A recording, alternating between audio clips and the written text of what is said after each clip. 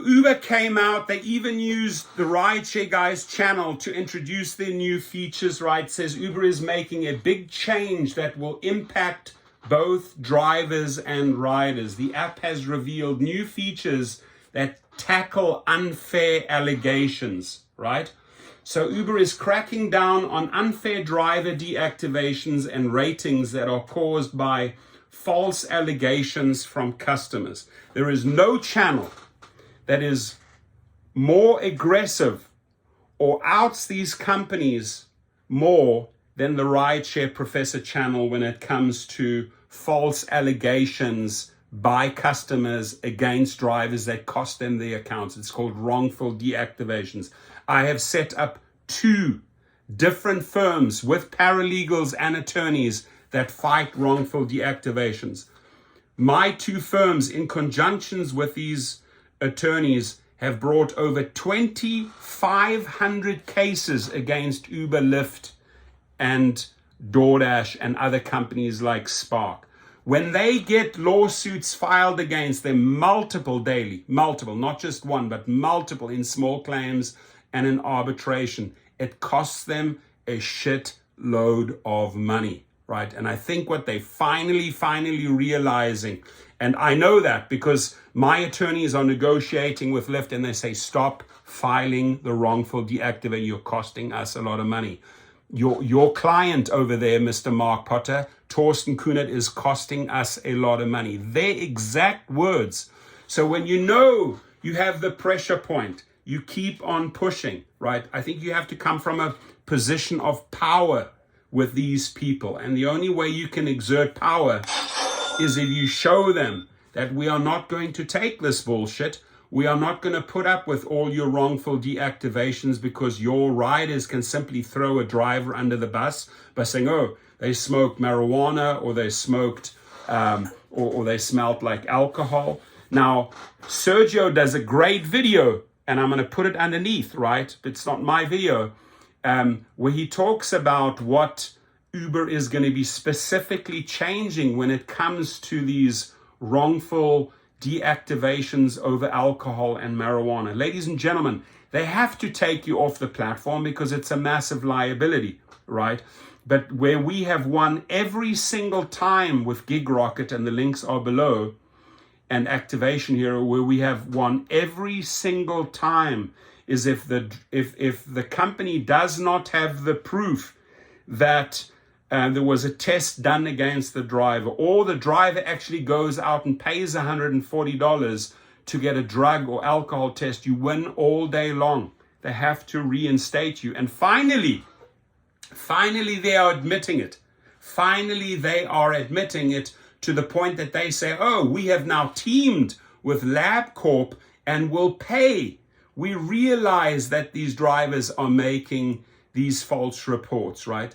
And we will pay for that alcohol or drug test. We have teamed up with LabCorp. So we've heard from drivers and couriers that they sometimes feel like Uber sides with customers, especially when it comes to complaints that cause them to lose access to their account. The company said in the blog post, we strive to promote safety for everyone who uses Uber, but the reality is that people sometimes make false accusations, often with the intent of getting a refund from Uber. So they finally admitted this is what their riders do. And I know this is what their riders do because we have fought them 2,500 times saying enough with that bullshit from your riders. Enough with all those wrongful accusations that are costing drivers their livelihood, right? If you're off the platform for a few months or for a year, you have lost thousands and thousands and thousands of dollars. And that is what Dara Khosrowshahi unfortunately doesn't realize, that he is destroying the livelihoods of these people through these false reports. Now, in the conversation that I had with David Risher, they said, oh, we're going to create this panel and fast track. I've seen nothing, David Risher, nothing. Dara Khosrowshahi, you've come out with a lot of bold words. You've even used, I believe, Sergio, right? You've used Sergio to push this story. Get it going. I want to see these wrongful deactivations put on fast track, right? Why do we have to package them up, attack them in form of an appeal, and march them into small claims or into arbitration every single day? Ladies and gentlemen, they are feeling the pain. It's costing them a fortune, these wrongful deactivations. Maybe Dara Khosrowshahi has finally woken up. In one of its new features to tackle the issue, Uber announced that it has expanded its review center in its app, which would inform drivers about why their account was deactivated. We've pushed for that. You've always kept them in the dark. Oh, you violated the terms of agreements. How? Right? We've pushed for more clarity, right? It also gives drivers a chance to request an additional review of a deactivation decision and allows them to submit evidence such as audio or video to help dispute a claim. Uber also said it released a new system that identifies customers who report false incidents and give negative feedback about drivers with the intent of getting refunds. Allegations made by these customers will not be considered in drivers' ratings or drivers' or couriers' account deactivation decisions. Drivers on the platform are also receiving additional protection from false accusations of being under the influence. Now, Dara Khosrowshahi is talking about this. Don't talk about it, Dara, right? You've spoken about abolishing these false names, the profile names of riders. You've done nothing. You haven't introduced photos. A lot of the things you have spoken about, you haven't done, Dara Khosrowshahi. So if you are coming onto Sergio's channel or the Rideshare Guys channel to make these huge announcements, to use their base, to use the audience, do it. Don't talk about it, do it. Because otherwise, ladies and gentlemen, what we will do, and which we do extremely well every single day, we are going to simply keep on filing here it is, on GigRocket, the deactivation to reactivation.